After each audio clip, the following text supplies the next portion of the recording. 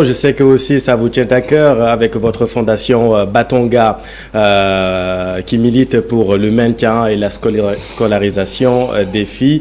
Mais d'abord, l'esprit, Souleymane, de cette chanson résonne aujourd'hui plus que jamais. Oui, d'abord le contexte, cette chanson a été écrite par Bob Marley en 1979.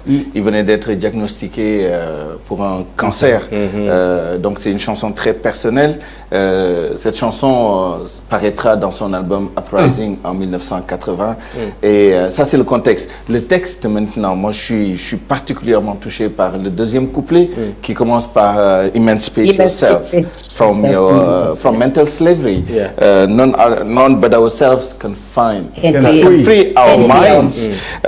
Have no fear for atomic energy, because none of them can stop the time. Et ça, alors deux choses. La première partie, c'est la libération mentale. C'est très important. C'est un message fort qui est envoyé à tous les Noirs, à tous les Africains en particulier. Et moi, je suis touché par l'ambivalence de quand il dit have no fear for atomic energy, parce que dans un sens ça veut dire n'ayez pas peur. Aujourd'hui. Et puis n'ayez pas peur de ces puissances, quand bien même leur pouvoir de dissuasion serait l'énergie nucléaire. Mais ça veut dire aussi n'ayez pas peur de la science, engagez-vous. Et ce message est d'une extrême actualité aujourd'hui et la relation que fait effectivement Didier par rapport à l'énergie biologique, c'est très très important. Effectivement, aujourd'hui, on peut lire cette chanson sous la grille, avec la grille du Covid-19. C'est vraiment libérez-vous, libérez les énergies, engagez-vous dans la recherche, travaillez ensemble. Vous êtes puissants et personne ne doit vous convaincre du contraire. Vous êtes puissants, allez-y. Et c'est une chanson qui est très très motivante pour moi. Angélique Kidjo, ça rejoint tout ce qui s'est dit depuis le début sur ce plateau. Moi, je crois que cette chanson de Bob Marley, c'était son testament avant de mourir. Parce qu'il avait une passion particulière pour l'Afrique. Il faut aussi vous rappeler son album Zimbabwe. Africa Unite, il a commencé à le chanter depuis ce moment-là. Et ce qu'il a compris en venant en Afrique, c'est que le lavage de cerveau qui a été fait est toujours là. Quand il dit « Emancipate yourself from mental slavery », c'est quand tu es un esclave dans ta tête, tu ne peux pas avoir ta propre liberté, tu ne peux pas avoir ton pouvoir, tu ne peux pas avoir ce que tu apportes à ta société, tu ne peux rien apporter à personne. Parce que l'esclave, il est là pour travailler, pour enrichir l'autre, pas pour s'enrichir.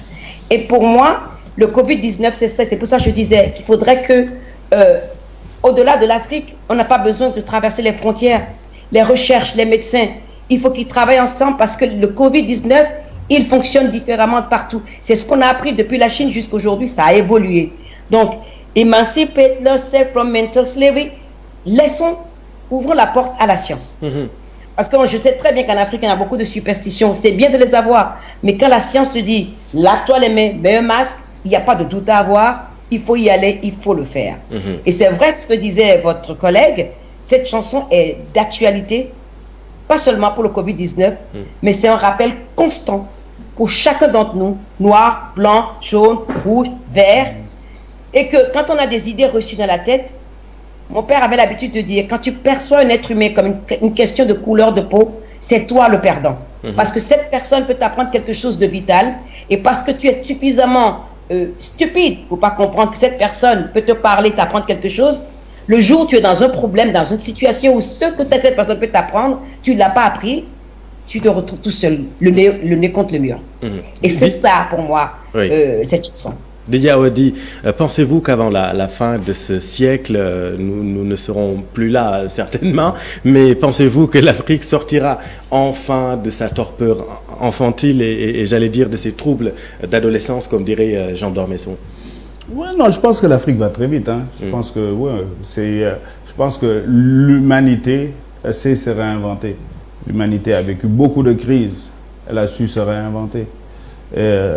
On parle de Redemption Song, je te ramène à Natural Mystic de Bob Marley. Tu vois? Il dit qu'il y aura beaucoup d'autres catastrophes comme ça. Mais on va se relever. Le Natural Mystic, là, il est dans l'air. On ne sait pas où il est. Tu vois? Il y en a beaucoup qui vont mourir. Mais on va survivre. Tu vois? L'Afrique du Sud a survécu à l'apartheid. Les Zimbabwe dont on parle, c'était un Rhodésie. qu'ils soient indépendants. Aujourd'hui, on parle de démocratie. La démocratie avance, donc on va s'en sortir.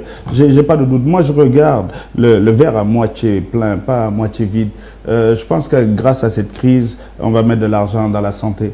On va renforcer nos scientifiques. On va aujourd'hui être propriétaire de notre développement. Et j'aime bien qu'on aille plus loin, quoi. Pas seulement qu'on reste sur le Covid, mais que, par exemple, la téléphonie, qu'on soit propriétaire de la téléphonie, parce qu'aujourd'hui, c'est stratégique. Nos données personnelles, qu'on ne les lâche pas, qu'on soit propriétaire de nos données personnelles. Tu te rends compte? Même nos données personnelles, on a laissé ça à d'autres. Les données qui sont l'or noir du XXIe siècle, quand même. On est au 21e, même nos données personnelles, responsabilité déléguée. Il faut reprendre nos responsabilités, assumer nos responsabilités historiques. Tu vois, le Covid nous appelle à ça. Le Covid, là, pour moi, après s'être incliné devant la mémoire de tous ceux qui sur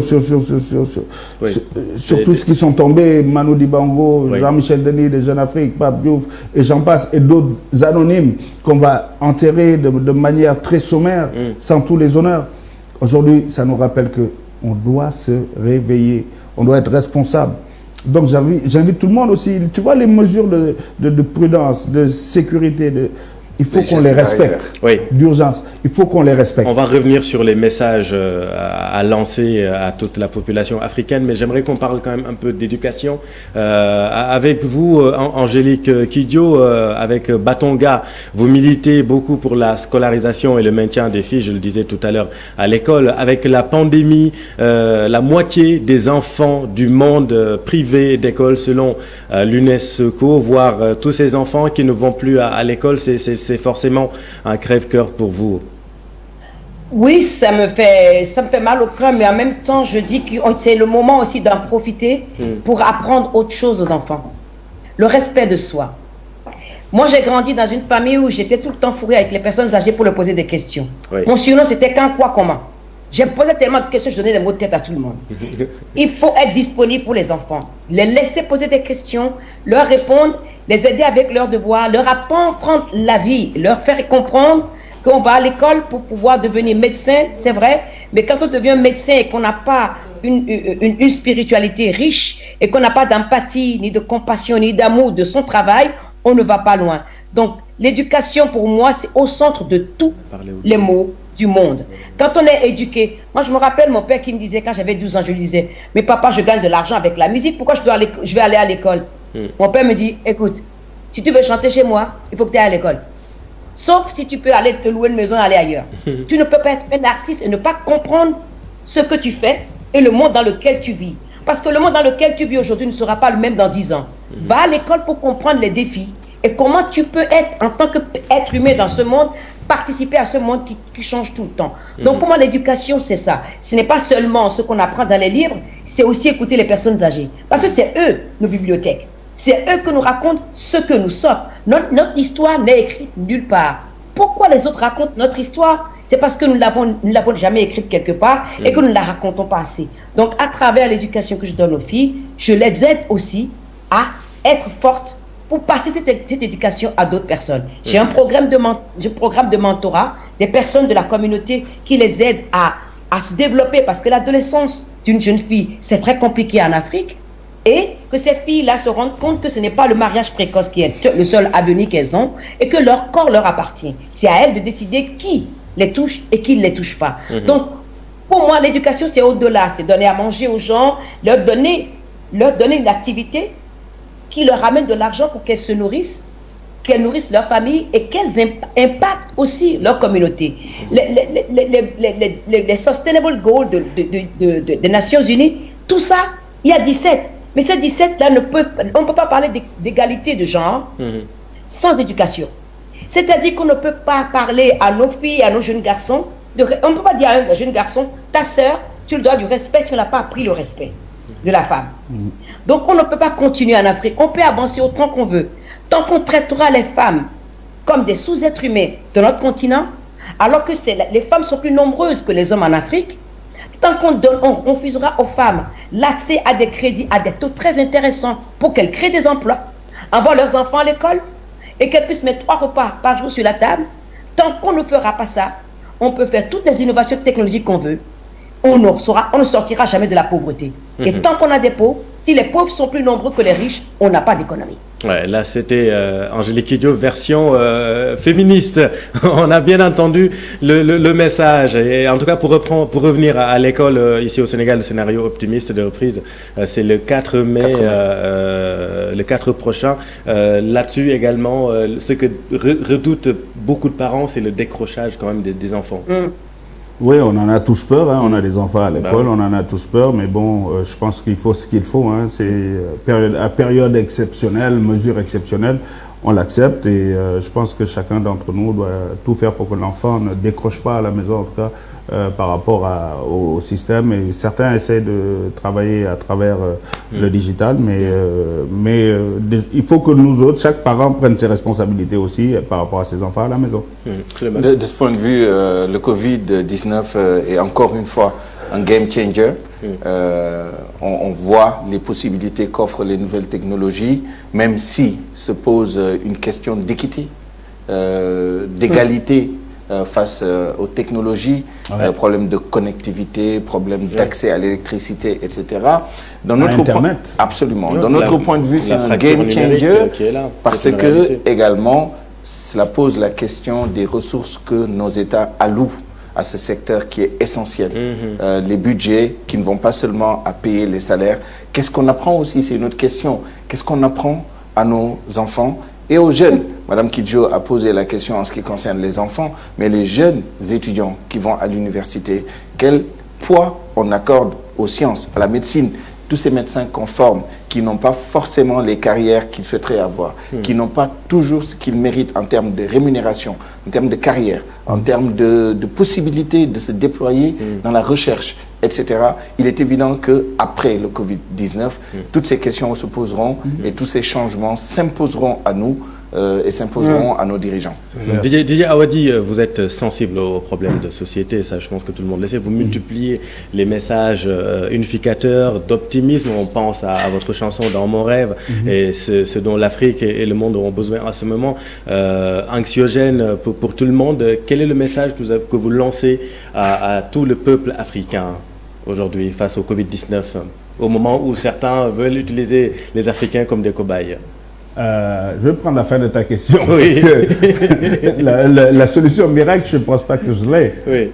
Mais par contre, je sais que nous ne sommes pas des cobayes. Et j'ai vu donc cette vidéo comme tout le monde, et j'étais tellement dégoûté. Au-delà de... C'est pas un problème de nationalité. Ils se sont excusés quand même. Non, c'est pas une histoire d'excuses, c'est trop facile. Ouais. Mais ça nous fait comprendre qu'il y a une mentalité coloniale qui est toujours là.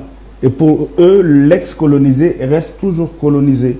Donc ce colonisé, donc, il y a un sous-homme, il est au niveau de la prostituée, il est au niveau du singe, et de la souris, tu peux faire des expériences. Tu vois cette forme de paternalisme, ça s'appelle du racisme.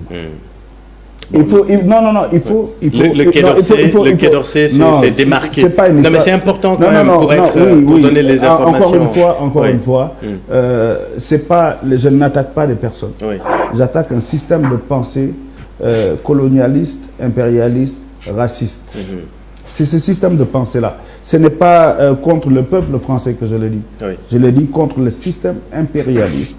Je le dis contre le mode de pensée qui est là, tu vois, quand la personne le dit, elle n'a pas l'impression de dire quelque chose de grave. Oui. C'est un truc léger.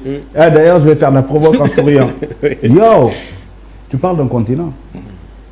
Tu parles d'un continent avec l'insulte légère. Donc, je pense qu'il faut que nous aussi, on apprenne à réagir. Il faut qu'on apprenne à réagir.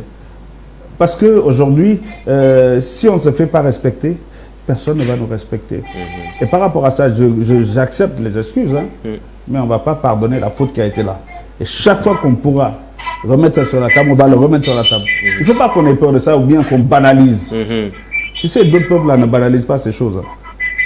C'est sérieux. C'est très sérieux. Tous les peuples qui ont été opprimés comme les Juifs, si tu disais ça par rapport aux peuples juifs, Mais là, le tollé serait général. Oui. Mais nous, là, on est toujours à non grave.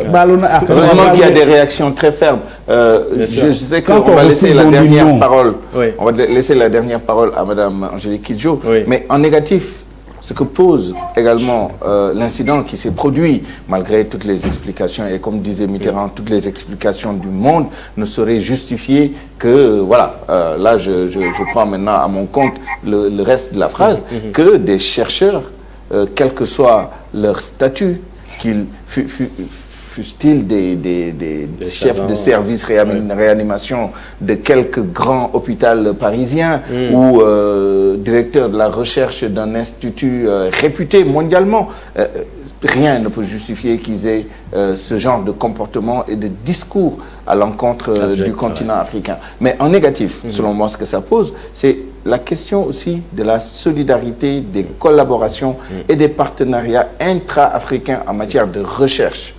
Or, dans ce domaine, ça commence à nous faire peur. Dans certains pays, on nous dit que certains pays acceptent. Oui, mais dans ce domaine, par exemple, j'aime citer l'exemple de la RDC, le fameux professeur Mouyembe Tamfoum, qui, pour Ebola, a développé des protocoles. Il a été ridiculisé à l'international. Ce protocole, aujourd'hui, est utilisé pour soigner cette maladie. Mais c'est plus accepté parce que ça vient de grands laboratoires internationaux. Il faudrait, et Didier Awadi l'évoquait tout à l'heure, le Burkina Faso qui utilise un protocole qui a été développé au Bénin. Pourtant, le Bénin, c'est que moins de 20 cas à ce jour. Et on espère que ça n'aille pas au-delà. Le président Talon a dit pas de confinement chez nous. Oui, alors, nous avons d'excellents chercheurs dans tous nos pays. S'ils mettent leurs forces ensemble, je suis sûr qu'on n'aura pas... évidemment, il ne faut pas couper les lignes de collaboration avec le reste du monde. Oui. Mais non, les ressources sont disponibles en interne. Avant de donner la parole à Mme Angélique Kidjo pour le dernier mot, parce que l'émission c'est fini, votre message optimiste pour les gens qui nous regardent. Si l'aide sincère vient des États-Unis, de la Chine, de la France, de n'importe quel pays du monde, du Burkina Faso, elle est la bienvenue. Ce n'est pas un problème entre des Blancs et des Noirs. On est tous égaux devant le Covid. Tout à fait. Donc, le message d'espoir, c'est il n'y a pas de nuit qui ne connaît pas de lendemain.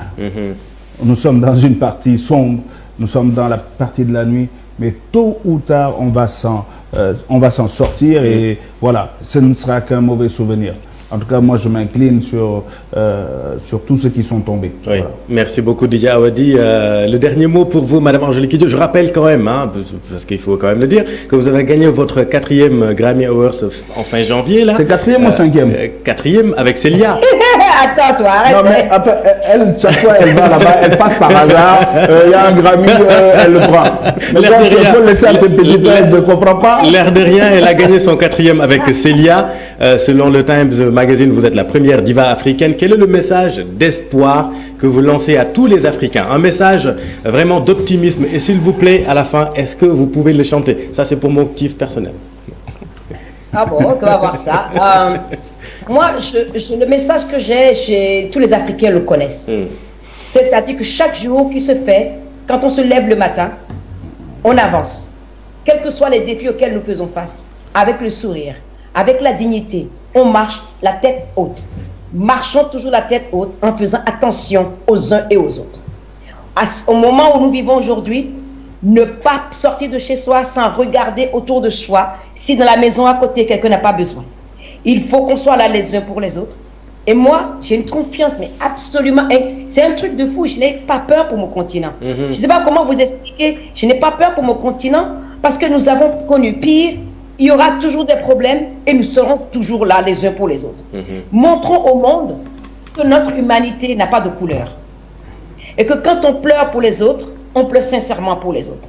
Parce que les autres, c'est nous. Nous sommes les autres aussi. Nous sommes un. Il n'y a qu'une race humaine. Il n'y a qu'une famille humaine. Dans sa diversité, elle est complexe. Et c'est là le défi auquel nous devons faire face tous les jours pour accepter le fait que quelqu'un qui vient d'ailleurs est peut-être différent physiquement, mais il réfléchit les mêmes valeurs ensemble. Donc le Covid-19 nous rappelle notre mortalité. Parce que chacun d'entre nous nous sommes nés avec une date d'expiration.